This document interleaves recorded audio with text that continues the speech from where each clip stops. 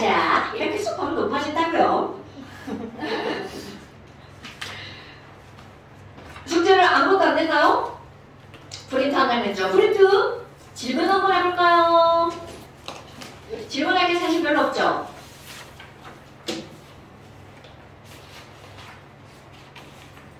자, 내가 이제 쓸 수 있는 거는 써서 설명할 수 있는 건 간단하게 써서 보내거든요. 틀린 거? 근데 이제 틀렸는데 아무 말 없다. 아, 말로는 못할 내용이구나. 글로는 못 쓰겠구나. 그런 내용입니다. 자, 그래서 이거 이해됐죠? 오케이. 질문 없다고 보고요. 그렇다면 이제 우리 물 지난번에 했던 거 한번 더 볼까요? 노란 책. 옐로우북이고요. 옐로우북이고요. 오, 지난번에 여기까지 했었죠? 그럼 옐로우북 14페이지 한번 볼까요? 자, 14페이지 보면 이제 지난번에 했던 거 우리 간단하게 또 한번 볼게요. 여러분, 물이라고 하는 것은 극성에 의한 성질, 가장 대표적으로 뭐가 나오는 거야? 용해성이 좋다, 이런 것들 나오는 거고요. 그 다음에 수소, 결합에 의한 특성, 이런 것들은 결국 이 극성과 수소 결합은 뗄래야 뗄 수가 없는 관계죠. 극성이 좀 센 거를 수소 결합 물질이라고 보니까. 그런데 우리 이 수소 결합 아까 연서의 질문을 받았습니다. 이거 지난번에 누군가 또 질문을 하게 됐는데요. 여러분, 자, 물이라고 하는 게 이렇게 있어. 그럼 수소 결합은 도대체 어디가 수소 결합이니? 자, 수소 결합의 정의, 수소 결합 물질은 한 분자의 H와 F 또는 O 또는 N이 공유결합한 물질이죠. 그럼 수소결합이라고 하는 건 바로 어떤 거냐면 이것은요, 수소결합 물질의 H와 이웃하는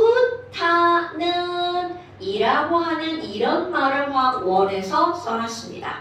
이웃하는 분자의. 그렇다면 이 말이 무슨 말이니? 자, 물은 수소결합 물질이죠. 그러면 수소결합 물질이 H와 이웃하는 분자의 O 또는 N 또는 F 사이에 작용하는, 그럼 이게 뭐야? 이웃하는 분자의 F 또는 O 또는 N 사이의, 여기에 꼭 이런 말이 들어갑니다, 여러분. 절대적으로 강한 게 아니라 비교적 강한 전기적 인력, 이렇게 들어가죠. 그렇다면 이 말이 뭐니? 자, 여러분, 지금 여기 있는 이런 것들은요, 물 분자 내부야. 그럼 물 분자 내부에 있는 이것은 무슨 결합인가요? 그럼요, 공유결합은 비교적 강한 게 아니고 얘는 졸라 강한 겁니다. 그렇다면 지금 여기 있는 얘네들은 이건 어떻다고요? 비교적 강하다고요. 그럼 누가 이거를 막 가열을 할 거야? 그럼 여기 있는 얘가 끊어지냐, 얘가 끊어지냐? 당연히 누가 끊어진다는 거야? 여기 있는 놈이 끊어지는 거죠? 그래서 아까 이쁜 육각형에 얼음을 막 가열할 거야? 그럼 막 물이 되죠? 그럼 그때 어디가 끊어지는 거야? 여기가 끊어지는 겁니다. 자, 물을 막 끓일 거야? 막 날아가죠? 수증기로? 그럼 어디가 끊어진다고요? 여기가 끊어진다고요. 됐슈? 그렇다면 이거 말고 너네들 사용화탄소 이런 거 한번 볼까요? 그러면 사용화탄소라고 하는 건 CCl4다. 이거 액체입니다. 그럼 얘는 무극성 물질이야. 그럼 사용화탄소는 둘 다 무극성 물질이니까 어머나 지금 여기 있는 거 한번 생각해 보세요. 오, 여기에 무슨 역이 작용할까요? 무극성 분자와 무극성 분자 사이에 작용하는 전자의 편극에 의한? 그렇지. 그럼 얘네들은 분산력이라는 거죠. 그럼 요거에 비해서 여기가 어떻다는 거야? 강하다라는 걸 말하는 거겠죠. 그렇다면 너네들 봐봐. 아니, 그럼 여기 있는 거 이런 거 있잖아요. 여기 있는 거 얘를 어떻게 하면 끊어져요? 자, 얘를 끊는 거 너네들이 아무리 얘를 끊으려고 해도 안 끊어지죠. 그럼 이거를 끊을 수 있는 방법, 바로 뭘 집어넣는 거야? 전기를 넣죠. 그래서 물을 분해한다 라고 할 때는 이거를 뭐라고 하는 거야? 전기분해 라고 하는 거죠. 오케이? 어머, 아니 그러면 지금 여기 있는 얘네들 또 간단하게 정리를 한번 해볼까요? 여러분, 매우 강한 졸라 강한 이런 것들 있죠. 이런 것들을 화학원에서 세 가지를 배운 거야. 금속결합, 이음결합, 공유결합. 그럼 얘네들을 우리는 뭐라고 하는 거냐면 화학결합이라고 했잖아요. 그럼 그 화학결합이라고 하는 것은 원자들 간의 인력을 말하는 거야. 그래서 이음결합은 금속 원자와 비금속 원자, 공유결합은 비금속 원자와 비금속 원자 사이에, 금속결합은 금속 원자들끼리. 그러니까 얘네들은 엄청나게 강한 힘이고요.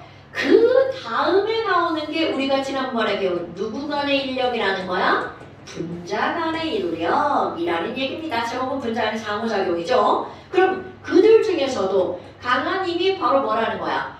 수소 결합이 강한 힘이죠. 근데 지난번에 얘기했지만 수소 결합이 이들 세 개 중에 분산력, 극성 분자 간의 힘 이런 거 있잖아요. 이런 것들 중에 얘가 무조건 세다 이런 게 아닌 거야. 분자량이 비슷하면 얘가 제일 강하다. 분자량이 비슷하면 그 다음에 극성 분자다. 분자량이 비슷하면 무극성 분자다. 이런 뜻이죠. 오케이? 됐슈? 자, 그렇다면 우리 수소결합은 어떤 것만 수소결합이라고요? 이것만 수소결합.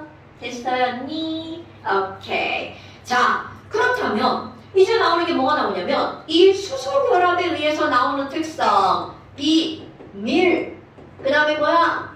표기, 그 다음에 끌 이렇게 나오죠. 그래서 이제 지난번에 우리는 뭘 했니? 비열이 큰 거, 작은 거의 온도 변화를 얘기했었죠. 자, 요거와 함께 연결되는 거 뭐가 나오냐면 비열, 기후. 자, 우리 예전에 배운 거 비열을 기후를 뭘 쓰나요? 너네는 아직 안 배웠군요. 미안해요. 자, 도희야, 비열 기후가 뭐예요? C. 니네 안 배웠어요. 미안해요. 자, 안 배웠어요. 자, 여러분. 이거, 자, 지난 시간 어디까지 했나? 기억이 안 나네. 비열 했냐, 안 했냐? 비열 했냐? 비열을 했어? 오늘 시험에 안 냈어? 그랬구나. 냈어야 되는데. 자, 비열이라고 하는 것을 우리는 뭘 가지고 비열이라고 했어요? 어떤 물질 몇 그램을 1g의 온도를 몇 도씨 높일 때 1도씨 높일 때 필요한 뭐라고 했나요? 열량. 이거는 뭐 까먹으시면 안 됩니다. 그래서 이 열이라고 하는 것의 단위를 뭐로 쓴 거야? 칼로리라고 쓴 거죠? 그렇다면 야, 도대체 물이라고 하는 것은 비열이 얼마나 되니? 자, 이거는 그냥 외우는 숫자. 물의 비열은 얼마라고요? 1칼로리 퍼 그램 도시. 이 말의 의미, 물 1g을 1도씨 높이는데 몇 칼로리가 필요하다? 1칼로리가 필요하다. 그런데 요 칼로리라고 하는 것을 다른 단어 어떤 걸로도 바꿀 수 있니? 줄. 오케이. 1칼로리는 몇 줄? 4.2줄. 퍼 그램 도시. 이렇게 나타낼 수 있죠. 같은 겁니다. 그런데 여러분, 우리 이거를 화학원에서 설명할 때는 모래를 가지고 설명합니다. 그런데 자, 박트로서나 여기에 얼음을 한번 넣어볼 거야. 그럼 얼음은 밀도가 비열이 얼마나 되니? 0.5칼로리 퍼 그램 도시. 그럼 이건 뭐야? 아니, 똑같이 물과 얼음이 있는데, 자, 비교 한번 해볼까요? 여기에다가 물은 1g을 1도씨 높이는데 1칼로리가 필요하죠. 그런데 똑같이 1g을 1도씨 높이는데 얼음은 몇 칼로리만 쓰면 된다고? 0.5칼로리. 그럼 이 말의 의미, 야, 아니 여기다가 10칼로리를 공급해보자. 그렇다면 물은 자 1도씨 높이는데 1칼로리밖에 안 필요하죠. 그런데 10칼로리를 공급하면 물은 몇 도가 상승할 수 있는 거야? 10도. 그런데 와우, 얘 봐봐. 그럼 똑같이 공급한 열량이 똑같은데 몇 도가 상승할 수 있다고요? 20도가 상승할 수 있다는 거죠. 왜? 1도 올리는데 0.5칼로리밖에 안 필요하잖아. 그러니까 10칼로리니까 몇 도 상승하는 거야? 20도. 와우! 그럼 물과 얼음을 똑같이 가열했어. 그런데 얼음의 온도가 올라가는 속도가 엄청나게 더 빠르다는 얘기죠. 그래서 지난번에 시간이 없어갖고 막 후딱후딱 하고 가느라고, 그럼 여기 가열시간이라고 하는 건 공급한 뭐를 나타내는 거야? 열을 나타내는 거죠. 그 열에 따라서 온도가, 얼음은 훅 올라갔어. 0도, 그 다음에 물은 어떻게 올라갔어요? 천천히. 이 그림 생각나십니까, 여러분? 그래서 이들의 온도가 올라가는 정도를 통해서 우리는 뭐를 비교할 수 있다고요? 비열을 비교할 수 있다고요. 됐나요? 그럼 하나 더. 여러분, 지금 여기 이런 게 나왔는데 우리는 이런 비열이라고 하는 게 나오잖아요. 그럼 비열이라고 하는 건 1g을 1도 신호트렌드에 필요한 열의 양이라는 말을 썼단 말이야. 그렇다면 어떤 물질이 열의 양을 어떻게 측정할 거니? 열량을 측정하는 거. 그럼 얘네들은요, 비열로부터 나오는 거야. 아, 그럼 열량은 단위가 칼로리라면서요. 그런데 비열은 단위가 뭔가 봐봐. 칼로리 퍼 그램 도시야. 헐, 그럼 뭐야? 비열에서 뭐만 남겨놓으면 돼? 칼로리만 남겨놓으면 되죠. 이거 공식 가지고, 단위를 가지고 공식 유도하는 거야? 어머, 뭐야? 칼로리만 남겨놓을 거야? 그럼 그램이 분모니까 분모를 없애야 되죠. 그럼 곱하기 그램. 또 도식을 없애야 되겠죠. 곱하기 도식. 그러니까 자, 요만큼을 뭐라고 부른다고요? 비열. 그럼 그램을 우리는 뭐라고 하는 거야? 질량의 단위다. 이렇게 말하죠. 그럼 이 도식, 이게 바로 뭐야? 온도잖아요. 근데 온도가 올라가는 거니까 이런 걸 우리는 뭐라고 부르는 거냐면 온도 변화. 그래서 까먹으면 안 되는 공식이 나오는 겁니다. 어떤 물질이 뜨거워졌어. 아, 나 졸라 더워. 그럼 나는 막 외부에서 열을 얻은 거죠. 그럼 내가 얻은 열의 양이 얼마야? 라고 하는 걸 계산하려면 어떤 물질이 얻은 열량 기호는 quantity의 Q라고 쓰고요. 그 다음에 비열의 기호는 C라고 쓰고요. 질량은 너네 아는 단어죠? M이라고 쓰고요. mass. 그 다음에 온도는 T라고 쓰는데 변하니까 앞에 이런 걸 쓰죠. 자, 희윤아, 앞에 쓰는 용어 뭐라고 읽어요? 그렇지, 델타. 연서야, 델타가 무슨 뜻이에요? 그렇지, 변화량. 은서야, 요런 델타는 어디서 봤어요?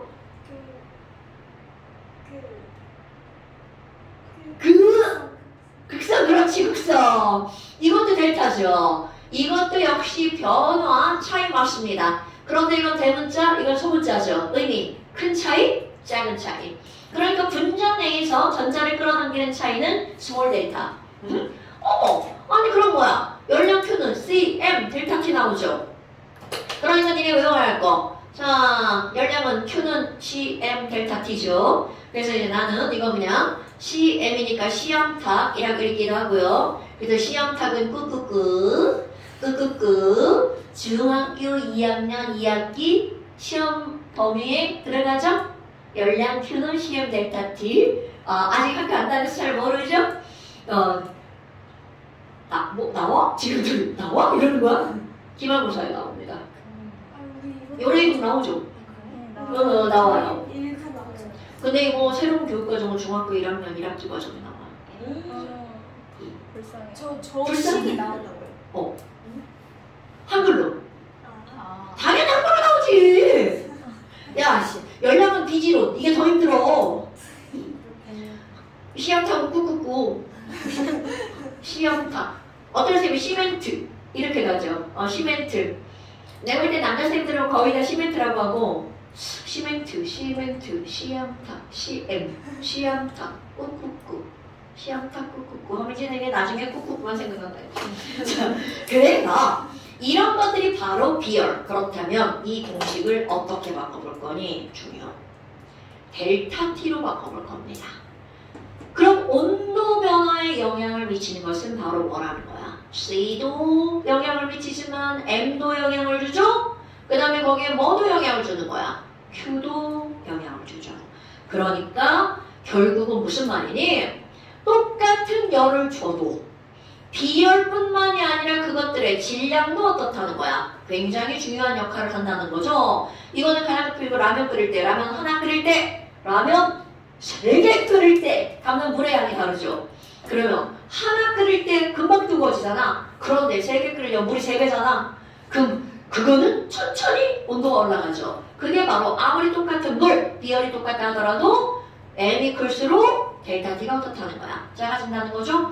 그러니까 결국은 온도 변화에 영향을 미치는 것 중에 C 곱하기 M. 불은 당연한 거고요. 불꽃차기를 확 하면 그냥 쑥 올라가겠죠. 그래서 이런 것들이 실제로 들어가는 게 바로 뭐가 있냐면 너네 우리 그릇 같은 것들 있잖아요. 자, 부엌에 가서 냄비, 부엌에 가서 프라이팬 들어가 졸라 무거워. 씨. 진짜 미쳐버릴 것 같아. 너무 무거워가지고. 아유, 물론 안 무거운 거 사면 됩니다. 그런데 이렇게 조리도구들이 무거운 이유가 있는 거야. 그 조리도구를 가지고 음식을 해놨어. 그러면 그 음식이 빨리 식어야 돼? 천천히 식어야 돼? 당연하죠. 천천히 식게 하려고 얘네들은 CM이 클 수밖에 없는 거야. 그럼 왜 M이 무거워지는 거니? C는 정해진 값이거든요. 됐나요, 여러분? 그러다 보니까 자, 여기로 가볼까요? 얼음의 비열과 물의 비열은 정해진 값이라는 거죠. 그럼 이 그래프의 기울기를 통해서 온도 변화의 이것의 기울기를 통해서 우리는 무엇을 할 수가 있다고요? 비열을 알 수가 있다고요. 됐나 여러분? 그럼 기울기가 크다는 것은 그만큼 비열이 어떻다는 거야? 작다는 걸 말하는 거죠? 이제 지난 시간 이거를 깊이 설명했어야 되는데 후다후다후다 가느라고 이제 많이 설명을 못한 거예요. 그렇다면 지금 이 비밀표기 끓에서 밀도했죠? 그 다음에 기와열은 바로 어떤 거야? 어머, 자, 용해열 여기는 안 잘랐죠? 여기를 이렇게 잘랐죠? 그래서 대략적으로 이거와 이거가 몇 대 몇 정도 된다고요? 1대 5 정도 된다고요. 5점 얼마 될 거예요. 그러니까 결국은 얼음을 녹일 때 들어가는 열, 용해열보다 물을 끓일 때 들어가는 열, 기와열이 엄청나게 크다는 거죠. 그런데 그 이유가 바로 기와에서 날아갈 때 무엇을 끊어야 되기 때문이라고요? 수소결합을 끊어야 되기 때문이라고요. 그래서 동달아, 자, 융해가 되고 있는 온도를 우리는 뭐라고 하는 거야? 녹는 점, 멜팅 포인트. 기화가 되는 온도를 끓는 점 뭐라고 그래? 보일드 포인트라고 하죠. 그럼 이렇게 물이라고 하는 것에 녹는 점과 끓는 점의 높은 이유를 무슨 결합으로 설명한다고요? 수소결합으로 설명한다고요. 그렇다면 우리 표면장력 한번 볼까요? 와, 표면장력이 뭔데요? 이런 것들을 좀 어디서 많이 들어봤죠, 여러분? 자, 표면장력이라고 하는 건 도대체 뭘 가지고 우리가 표면장력이라고 하는 거니? 그냥 쉽게 설명하잖아요. 표면에서 당길장자죠? 당기는 힘. 이게 바로 표면장력이야. 그럼 이걸 조금 더 그냥 과학적으로 들어가잖아? 표면에 있는 것들이 당겼어. 그럼 당기니까 그게 중심으로 뭔가가 힘이 쏠려버리죠. 자, 그래서 표면장력은 액체에서 설명을 하는 건데요.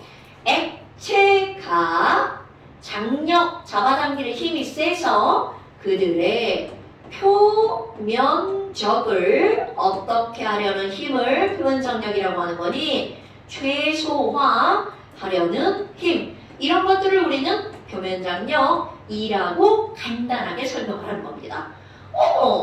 아니 그럼 너네 봐봐.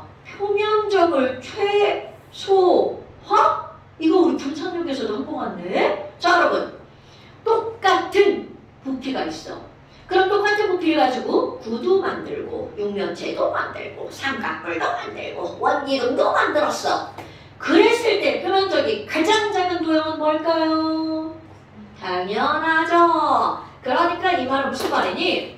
표면장력이 클수록 표면적을 최소화하려는 힘이 세다는 거죠. 그러니까 결국은 무슨 말이냐면 표면장력이 클수록 그 액체가 완전한 뭐에 가깝다라는 뜻일까요? 구형에 가깝다라는 거야. 그럼 이 말은 액체가 표면장을 최소화하려는 힘이라고 했죠. 모든 액체는 표면장력이 있는 겁니다. 그런데 그게 특히 누가 크다는 걸 말하는 거야. 물이 크다는 걸 말하는 거겠죠. 그런데 여러분, 사실은 우리가 알고 있는 액체 중에 표면장력이 가장 큰 건 물이 아니에요. 이상한데? 바로 수은입니다, 여러분. 근데 수은은 이 물과 비교할 수가 없어. 왜냐하면 자, 수은은 무슨 결합 물질이야? 금속 결합 물질이죠. 그러니까 이들의 인력은 넘사벽이야. 그럼 우리가 얘기하는 건 어떤 거에서 비교를 하는 거야? 분자들 내에서만 비교를 하는 거죠. 그러니까 여기 있는 얘네들과 얘네들을 비교할 수가 없습니다, 여러분. 어머나 그렇다면 지금 이거는 분자에서 얘기하는 거니까 분자 중에서 표면적을 최소화하려고 하는 힘이 제일 센 건 바로 뭐다? 물이다. 그래서 이런 걸 실험하는 게 뭐가 나오니? 둥근 거? 물이 둥글게 되는 건 전부 다 표면장력 때문이야 라고 말할 수 있어. 그럼 첫 번째 가장 대표적인 예로 나오는 거. 와우 플립처럼 보여야 돼요. 이슬 보이셔야 됩니다. 플립에 맺힌 이슬. 그러니까 이슬이 유난히 어떻다? 동그랗다 라고 하는 게 바로 물의 뭐 때문이라는 거야? 표면 장력 때문이라는 거죠. 그런데 봐라. 아니 이렇게 표면 장력에서 동그랗다라고 얘기했단 말이야.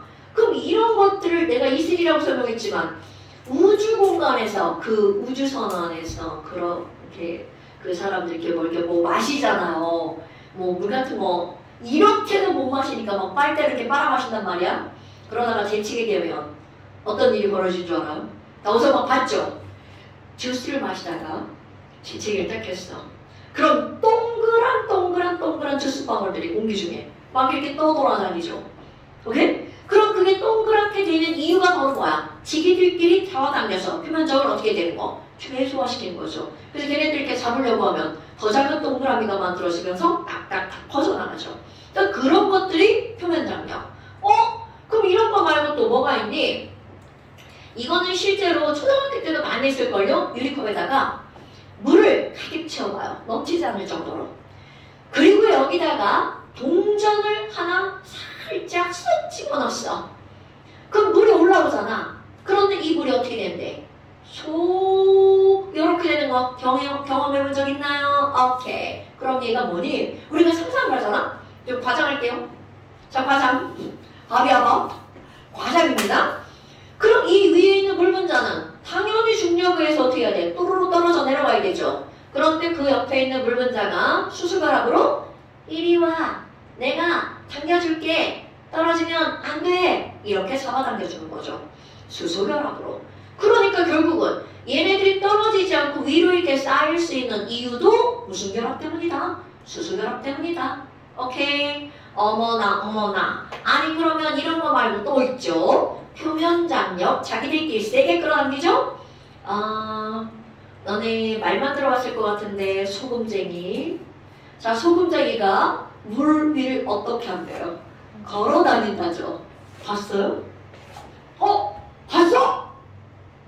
야! 저기 가면 있더라고. 한 바스 먹으래. 소금쟁이들이 막 이렇게 걸어 다니더라고요. 그렇다면 이 소금쟁이들이 걸어 다니는 걸 어떻게 설명하니? 물론 한 가지만으로 설명할 수 없습니다. 물과 물이야. 자, 하얀 거 수소결합.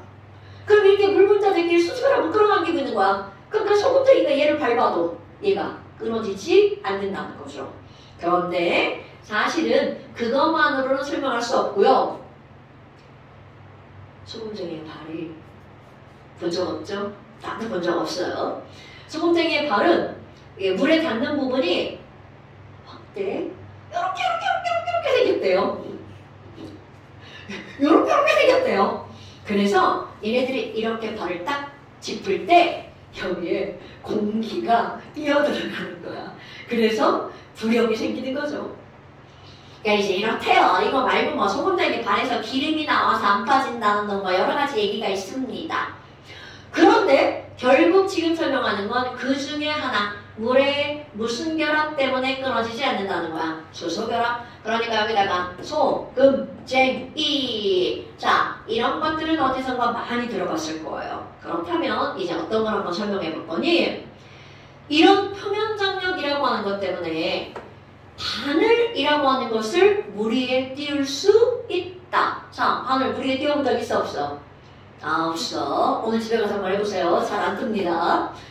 그렇다면 나는 이제 띄울 수 있죠? 너네들도 사실은 다 띄울 수 있습니다. 그렇다면 바늘을 물 위에다 띄울 건데요. 어떻게 띄울 거니? 바늘이라고 하는 건 철로 이루어져 있죠. 철 밀도 7.8. 졸라 크죠? 물의 밀도 1. 그럼 당연히 철의 밀도가 더 크니까 위에 놓으면 떨어질 수밖에 없죠.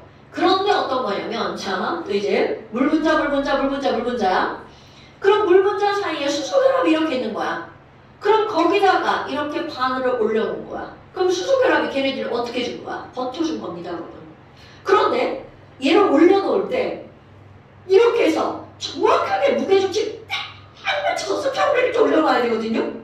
근데 니네들이 이렇게 바늘을 올려놓을 때 그게 되냐고. 이렇게 되지. 그럼 쑥 들어가지. 그러니까 못 올려놓는단 말이야. 그럼 어떻게 하는 거니? 일단 화장지를 한 장 물 위에 딱 띄워. 그리고 재빠르게 그 위에 이렇게 올려놔봐요, 바늘을. 그럼 물은, 화장지는 물 먹어서 밑으로 내려갑니다. 얘는 잘 맞춰서 서 있습니다. 쉽게 할 수 있어요. 그렇다면 이렇게 물 위에 바늘이 떠 있어요. 이제 그 다음 띄웠어. 상상해야 돼. 바늘 밑에 있는 물들이 막 졸라 이렇게 막 빨리고 있는 거야. 졸라 무거워 막 이러고 있는 거야. 그런데 여기다가 어떤 일을 할 거니?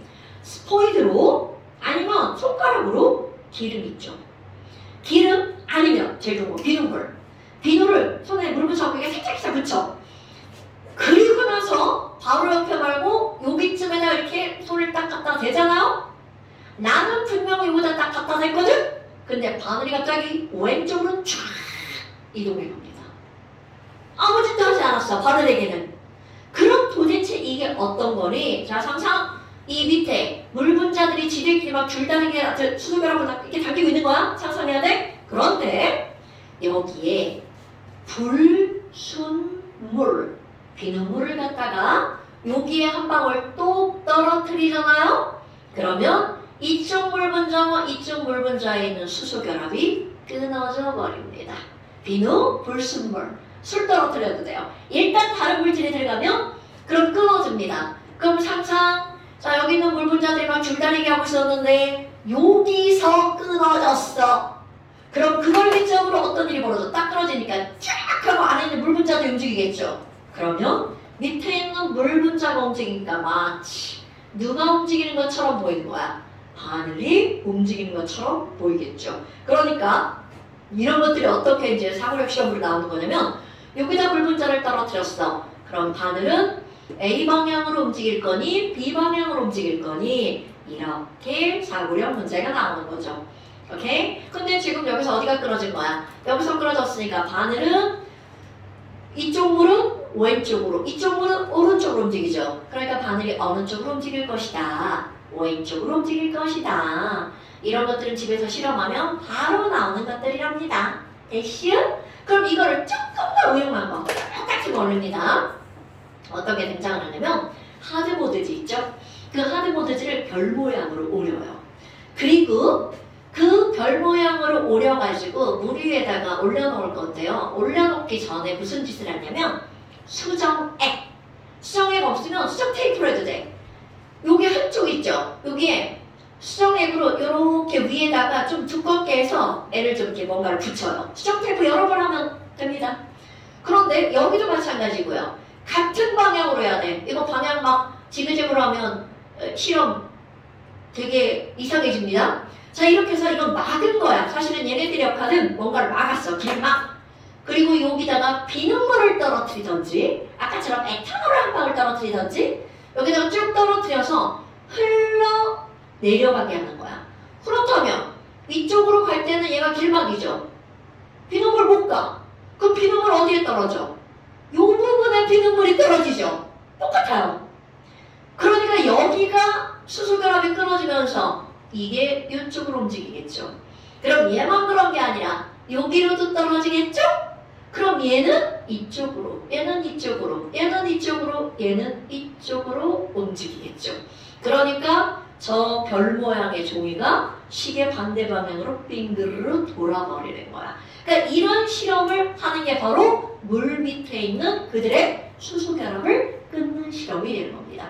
이런 것들이 바로 표면 장력에 관한 것들. 그래서 지금 나는 이제 이걸 이렇게만 설명했잖아요. 그럼 이런 힘들과 함께 또 어떤 것들이 나오냐면 모세관 현상? 오, 은서야 모세관 현상 들어봤어?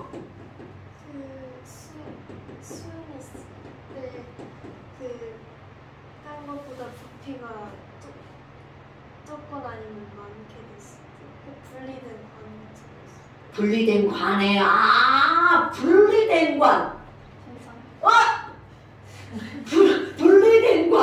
오늘 글씨 왜 이렇게 이상하지? 자, 분리된 관. 말을 바꾸자. 모세관.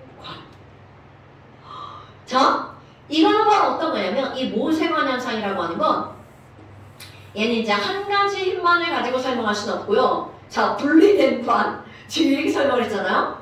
여기다가 수은 일단 물. 자, 물을 가지고 말해볼까요?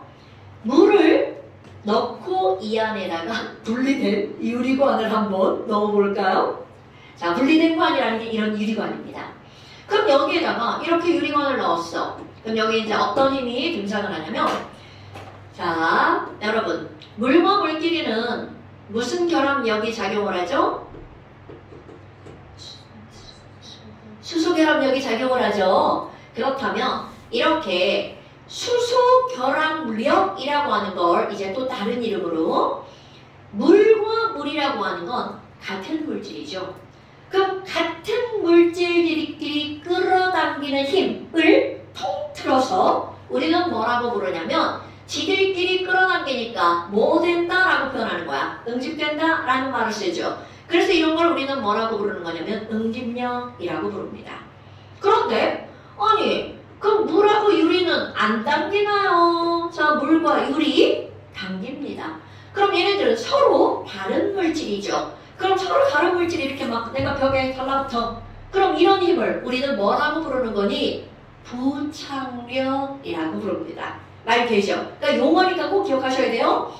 부착력이라고 하는 힘은요, 서로 다른 물질들이 끌어당기는 힘. 그러니까 우리 어디에 부착된다? 이런 말을 쓰잖아요. 그게 바로 다른 물질들끼리 끌어당기는 힘을 부착력이라고 부릅니다.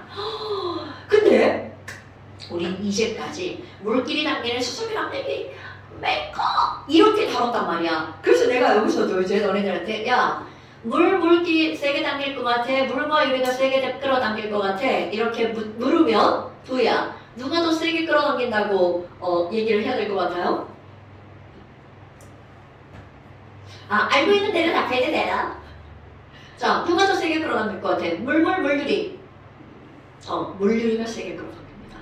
그런데 우리 친구들이 이제까지 막 물분자의 수소그램을 너무 막 강조를 해가지고 얘가 더 세게 끌어당길 것 같단 말이죠. 그런데 물과 유리도 수소결합을 한답니다.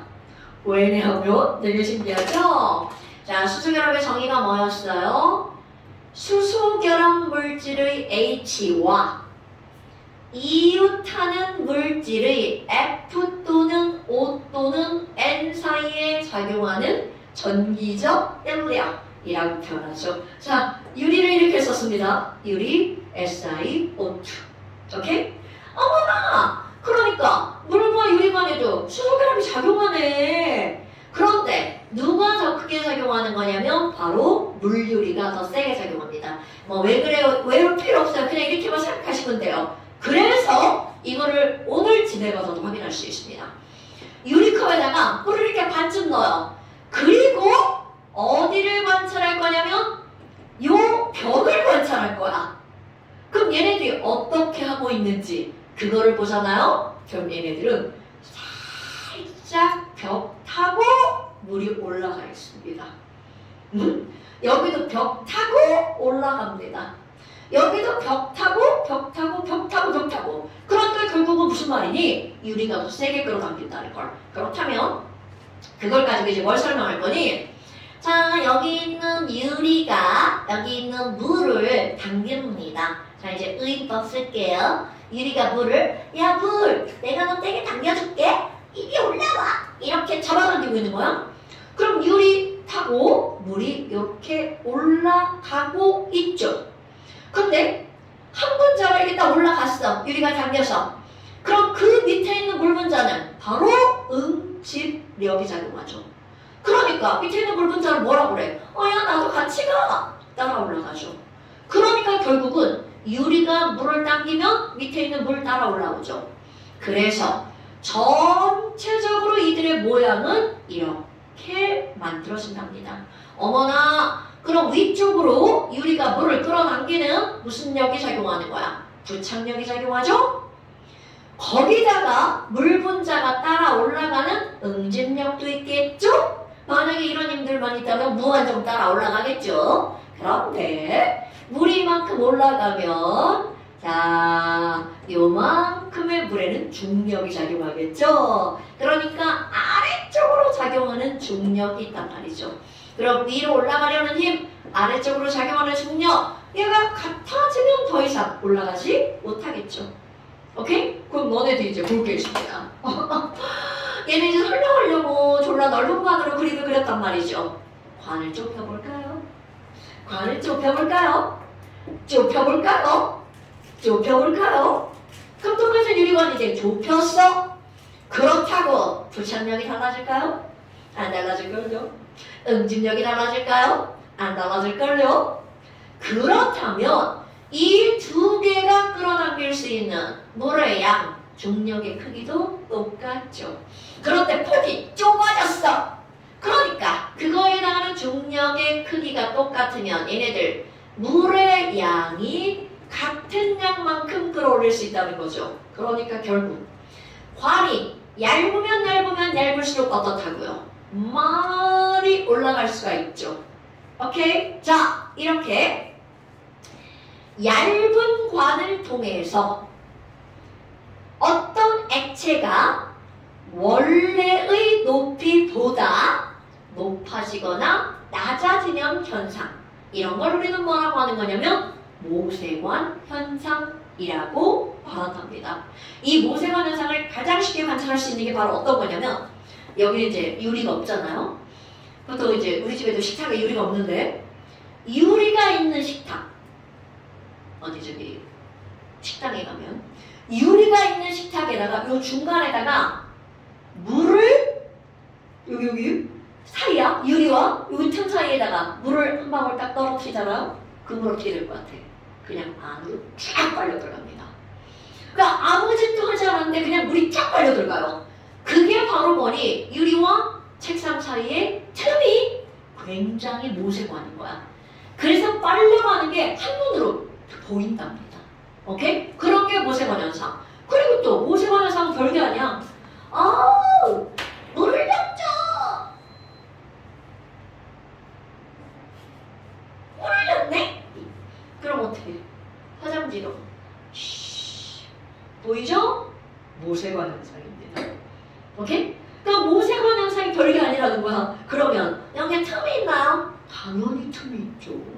그럼 이런 종이라고 하는 건 특히 뭘로 이루어져 있는 거야? 나무의 셀룰로스는 탄수화물. 그럼 걔네들은 수소 결합력이 엄청 크게 작용합니다. 물하고. 그래서 빨아들이는 거야. 얘네들 물 빨아들이죠. 수건 물 빨아들이죠. 자, 물 빨아들이는 모든 것들은 무슨 현상이야? 모세관 현상을 빨아들이는 거야. 그러니까 이런 모세관 현상은 어디서든 관찰할 수가 있는데 우리가 그게 그거라는 걸 모를 뿐이라는 거죠. 여러분 이런 건 꼭 기억하고 있으세요. 어머나, 아유, 그럼 이거구나. 그러니까 얘가 얇으면 얇을수록 어떻게 된다는 거야? 많이 올라가죠? 그래서 모세관 현상의 가장 대표적인 예로 중학교 2학년 시험에 나오는 건 시험에는 안 나오나 보네요. 신문에서 뿌리에서 물을 빨아들였죠? 그럼 그 긴 나무에 꼭대기까지 물이 올라가죠. 물 상승의 원동력이 될 수 있는 것. 첫 번째, 주기과정에서 뭘 배웠어? 증산작용. 그것만으로는 얼마 못 올라갑니다. 두 번째, 뿌리에서 압력이 생기죠? 뿌리압. 세 번째, 바로 모세관 현상이 나오는 겁니다. 그러니까 이런 모세관 현상 때문에 그 물관이 매우 얇잖아요. 그래서 빨리 올라가는 거야. 그럼 그 물관도 물과 수소 결합으로 막 끌어당기고 있는 거랍니다, 여러분. 별만인 게 나오죠. 그럼 이런 것들이 모세관 현상이었어. 그런데 이거를 수은으로 설명하잖아요.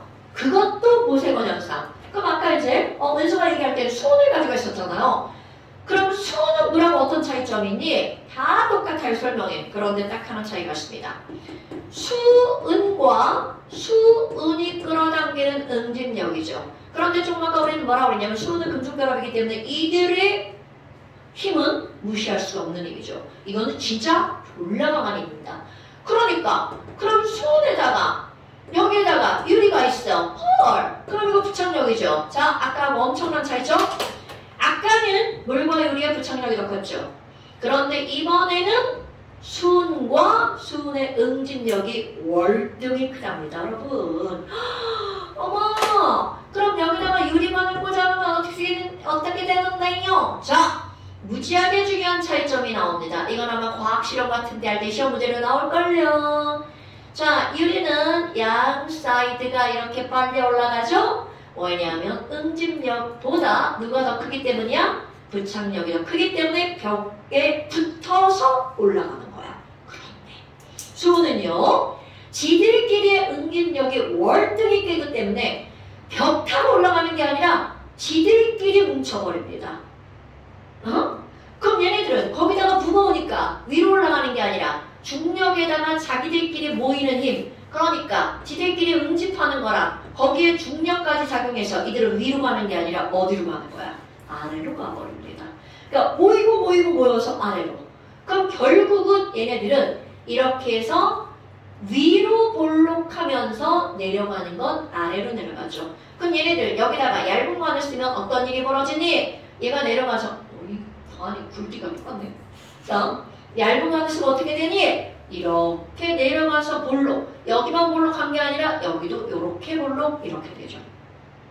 됐나 여러분? 그러니까 결국은 위로 올라가는 것도 아래로 내려가는 것도 전부 다 모세관 현상이에요. 근데 그들의 차이를 불러일으키는 건 바로 뭐라고요? 응집력과 부착력 누가 더 크냐? 사실 이런 것들은 시험 문제 그닥 나오지 않습니다. 그냥 상식적으로 기억하시는 거예요. 그런데 이런 것들이 어디에서 나올 거냐면 무슨 실험 같은 거 할 때 이런 것들에 대한 설명들이 좀 나오기도 할 겁니다. 자, 그렇다면 거기 이제 14번 밑에 아하 너네 봐봐 그림이 이렇게 나왔죠. 그럼 물과 수은이 접촉하고 있는 양 사이드의 그림도 다른 거 보이시죠? 이거를 설명하려고 이걸 그린 사람은 내가 안 그렸어요. 본 거예요. 이런 것들을 이렇게 표현을 해놓은 거죠. 보통 표현 안 하잖아요. 자, 그렇다면 이렇게 해서 짜잔 하고 넘겨볼까요? 그 다음에 이제 뭐가 나오냐면 아이고 자 고체라고 하는 게 나오는데요. 여러분 자 완전 순서대로 한번 해볼게요. 그럼 이렇게 액체라고 하는 걸 배웠잖아요. 그렇다면 그 액체라고 하는 것에서 아니 야 액체는 그러면 당연히 그냥 내비두면 분자가 표면에서 막 운동을 하잖아. 물분자에서 물분자 표면에서 분자가 스스로 운동해서 날아가는 현상을 두 글자로 뭐라고 하나요? 증발. 자꾸 막 화원하고 막 겹치죠. 그렇다면 이렇게 증발이라고 하는 게 나오는데 화원에서는 증발 속도와 응축 속도가 같은 상태를 뭐라고 부른다고요? 동적 평형이라고 부른다. 로 끝났어. 그럼 이제 화학 2. 그 다음입니다. 그 동적 평형 상태에서 증발된 수증기가 있잖아. 그럼 그 증발된 수증기는 기체죠? 이제 액체가 기체로 변한 거야.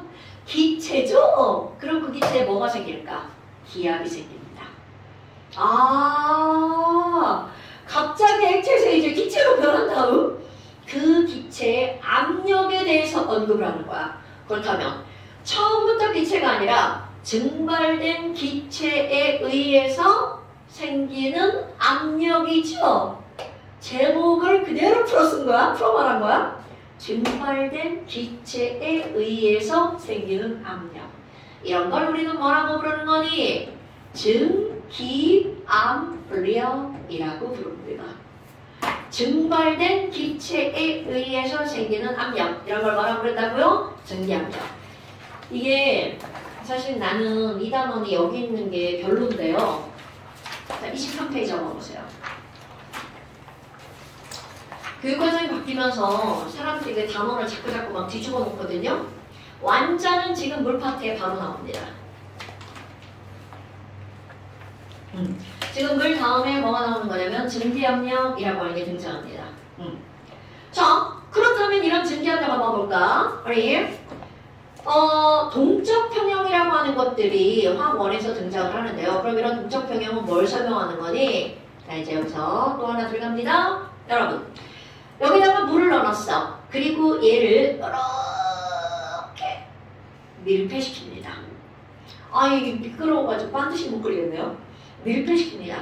그렇다면 액체의 표면에서 물이 분자 스스로 운동을 해서 어떤 일이 벌어지는 거야? 증발하는 일이 벌어지겠죠.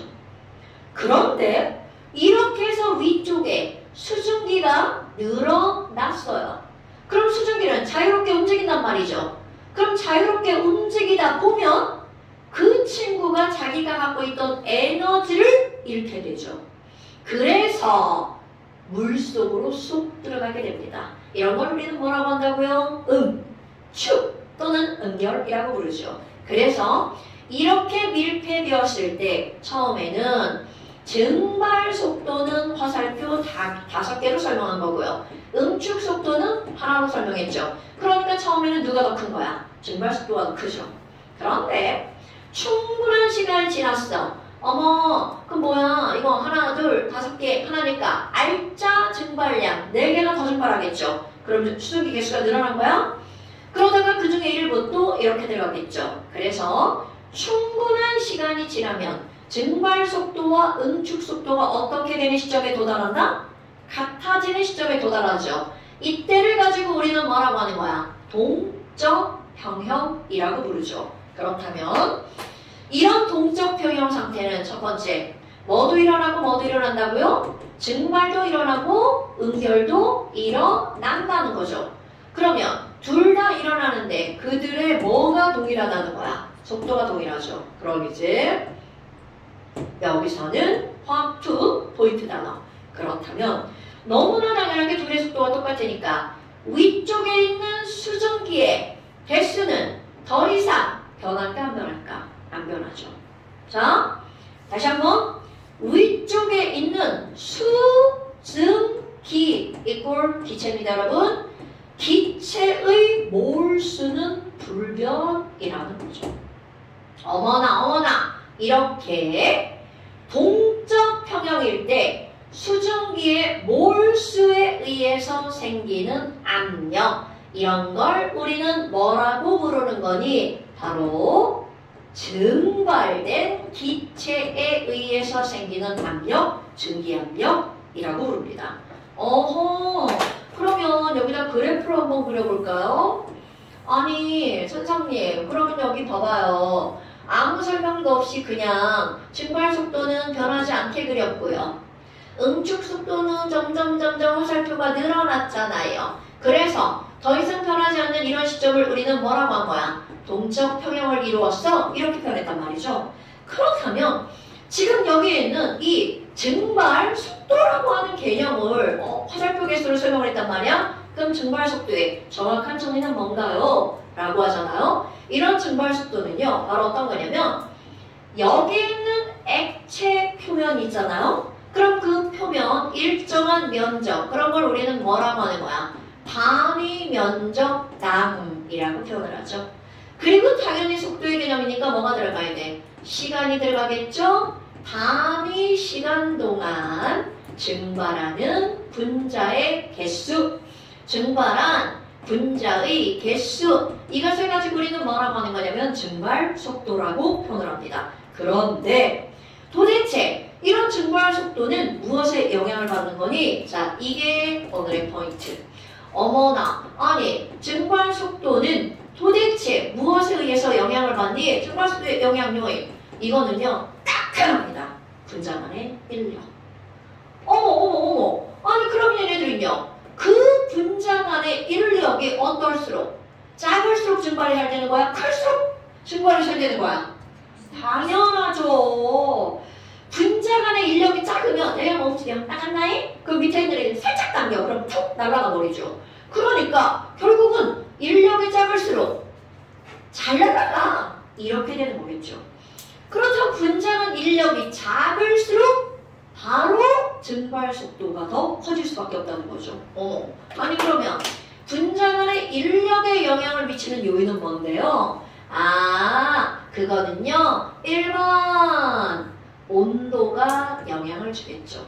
그럼 온도가 높을수록 분자의 운동이 활발해지죠. 그럼 분자의 운동이 활발해지니까 인력이 어떻게 된다고요? 작아지겠죠. 그럼 인력이 작아지니까 결국은 증발 속도도 어떻게 되는 거야? 커지겠죠. 아니 그러면 두 번째는요. 자, 온도가 일정해. 그럼 얘네들을 변화시킬 수 있는 요인은 오로지 딱 하나 뭐밖에 없냐면 액체의 종류밖에 없습니다. 그럼 가장 쉽게 얘기하잖아. 우리 물하고 에탄올을 한번 생각해볼까요? 한쪽에는 물을 묻혀요. 한쪽 손에는 에탄올을 묻혀요. 그리고 이렇게 불었어. 그러면 누가 더 빨리 날아가니? 당연히 에탄올이라고 다 할걸요? 그럼 이런 에탄올이라고 하는 것은 같은 온도에서 양쪽 손의 온도 똑같아야 됩니다. 그것도 똑같이 해줘야 되겠죠? 그랬을 때 훨씬 더 빠르게 날아간다는 거는 결국 분자간의 인력이 어떻다는 거야? 에탄올이 더 작다는 얘기가 되겠죠.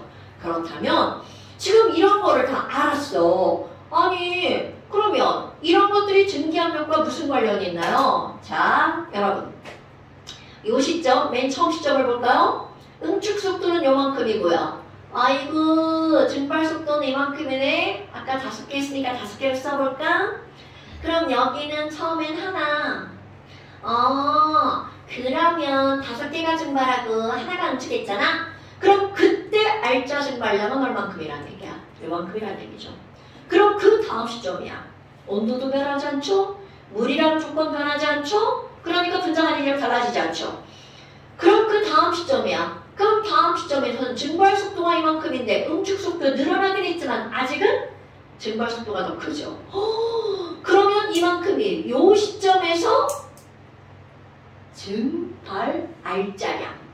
그렇다면 그 다음 시점 알짜 증발량이 이렇게 늘어날 거 아니겠어요? 그렇다면 증발 속도와 응축 속도의 차이가 만드는 그래프의 이 전체 면적, 얘가 바로 알짜로 증발된 기체, 수증기, 가스의 뭐가 되는 거야?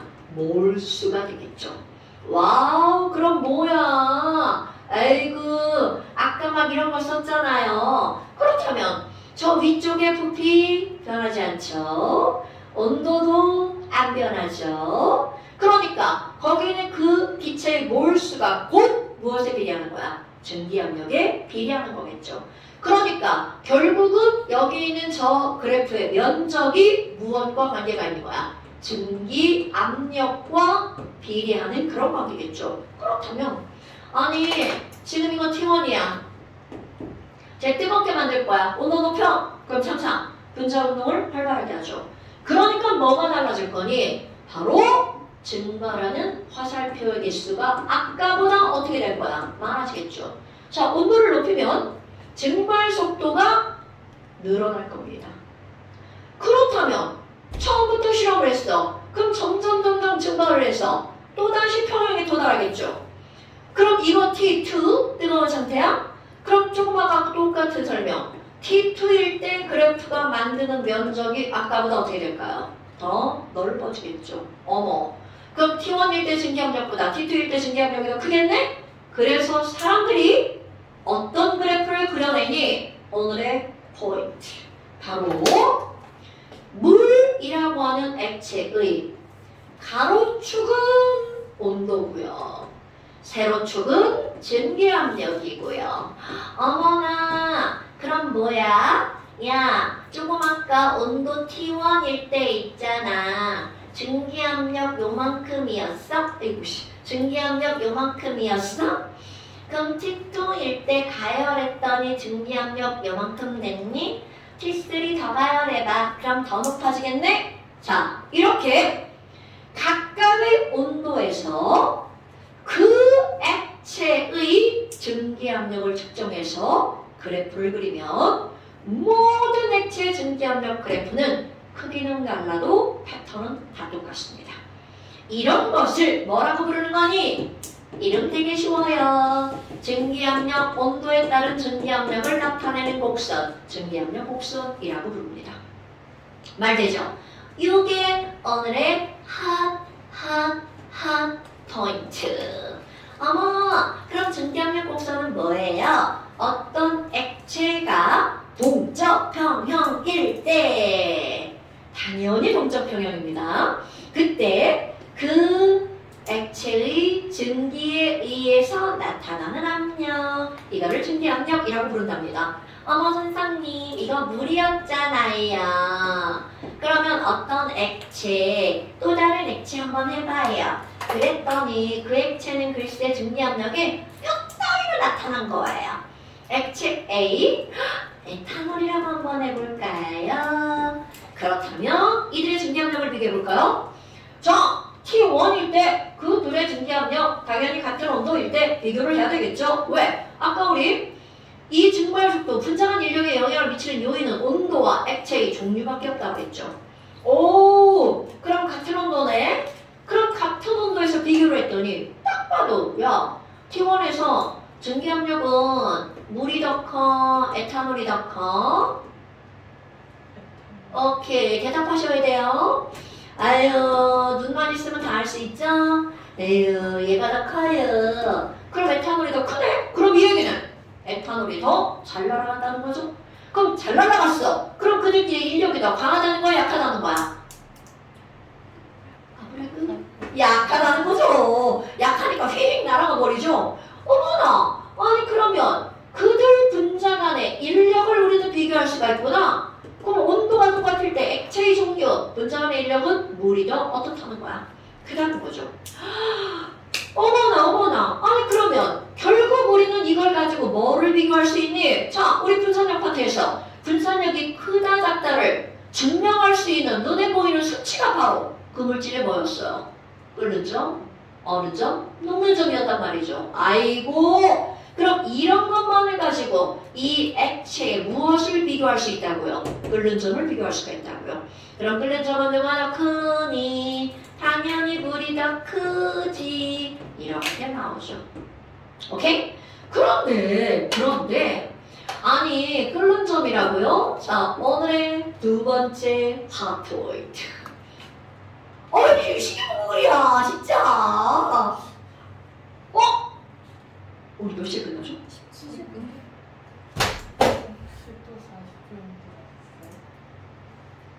나 어제 시간 착각해가지고 1시간 반 수업 해야 되는데 2시간 반 수업한 거 알아? 근데 애들이 몰랐어요? 둘 다 몰랐어. 에? 응?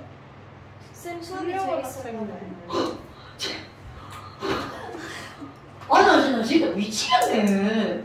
니네 아까 안 볼 때 시계 반을 옮겼지?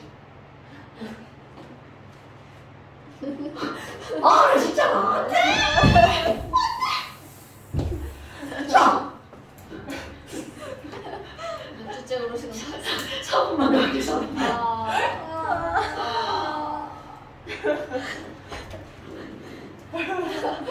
자! 그래서 진짜 이거 뭐 3분만.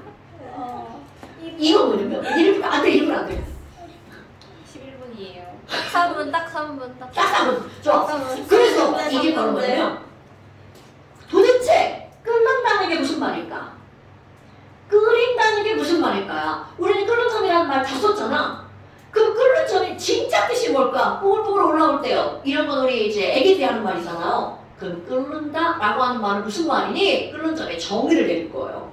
자, 누군가가 액체를 가하면 여기 있는 액체가 분자 운동을 하면서 막 활발하게 막 움직여. 그럼 빈 공간을 만들죠. 이거 뭐라고 그래? 기포.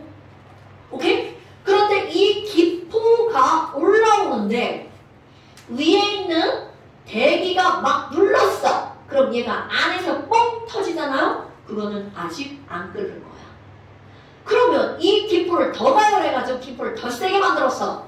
그 얘가 올라가서 이게 표면에 가서 뻥 터졌어. 그런 걸 끓는다라고 하죠. 그럼 그건 이제 표현 방법이잖아. 그냥 그런 것들을 어떻게 하는 거니? 자, 액체가 기체로 날아가려고 하는 힘. 액체의 증기압력입니다. 이거와 밖에서 대기가 누르는 힘이 같잖아? 그럼 그때부터 끓기 시작하는 거야. 그렇다면 누군가가 자 오늘의 한 포인트 두 번째입니다. 끓는 점의 정의 외울 거예요. 다음 시간에 당연히 시험 문제 나옵니다. 야 도대체 끓는 점이 뭐야? 라고 하잖아요. 이 끓는 점이란 어떤 액체의 증기압력과 바깥쪽에서 누르는 대기압이 같을 때 그때의 온도 이거를 우리는 뭐라고 부르는 거냐면 끓는 점. 자 다시 한번 액체의 증기압력과 대기압이 같을 때의 온도를 뭐라고 부른다고요? 끓는 점. 그러면 여러분 이 증기압력 그래프를 이제 말 바꾸게 할 거예요. 이게 오늘의 포인트인 겁니다. 이거 두 개가 자 누군가가 야 끓는 점이 뭐야? 이 말 그대로 그래프를 가로 세로 말을 바꿀 거야. 여기 잠깐 볼까요 여러분? 액체의 증기압력과 대기압이 같을 때 그때 온도를 무슨 점이라고 부른다고요? 끓는 점이라고 부른다고요. 그렇다면 우리는 분명히 조금 아까 이 그래프를 온도에 따른 증기압력 그래프라고 했었단 말이야.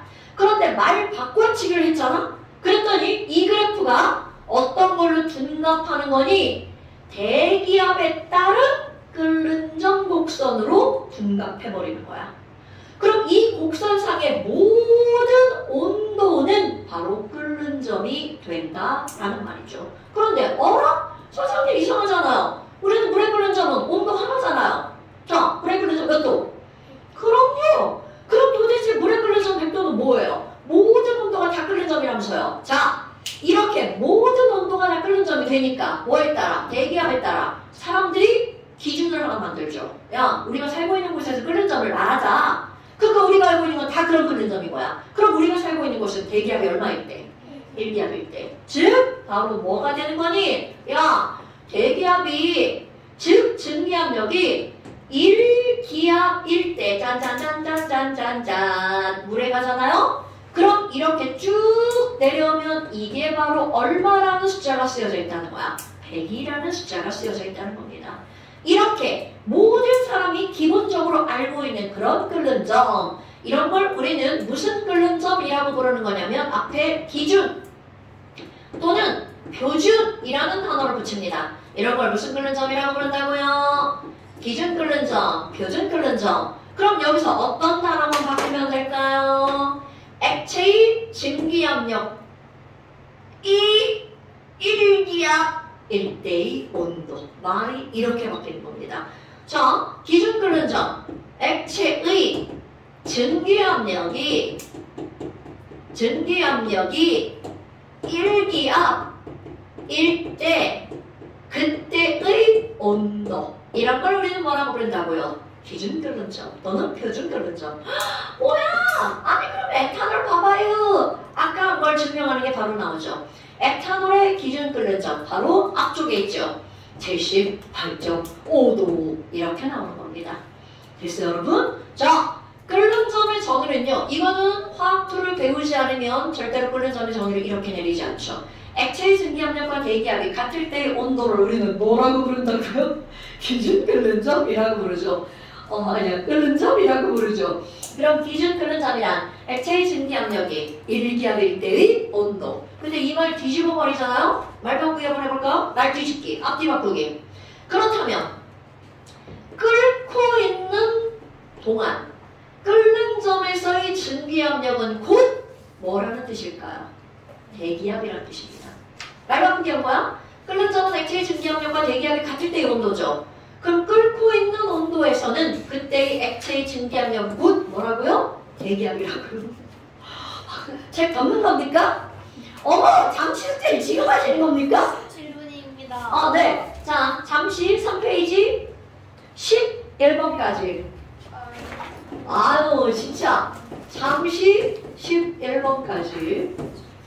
자, 그 다음에 나 진짜 이거 진짜 자, 여기 숙제는요 57 60 쪽수가 이렇게 되네요. 57 60 그 다음에 뒤로 넘겨서 60 뒤로 넘겨서 60 6부터 68까지 12번까지 66 68 페이지 12번까지 야씨 책 만든 사람 진짜 이거 막 어떻게 막 고체와 액체를 이렇게 한꺼번에 넣을 수가 있는 거야. 그 사람은 설명을 초스피드로 하나 봐. 난 그런 거에 재주가 없어가지고. 자 여러분 오늘 포인트 이겁니다. 여기까지는 아니다. 여기까지는 뭐 한번 그게 이제 화학에서 이렇게 나오는 거야. 오케이? 자 고생하셨습니다. 야 물리가 몇 시부터야? 2시 반이에요. 아이 여유 있네.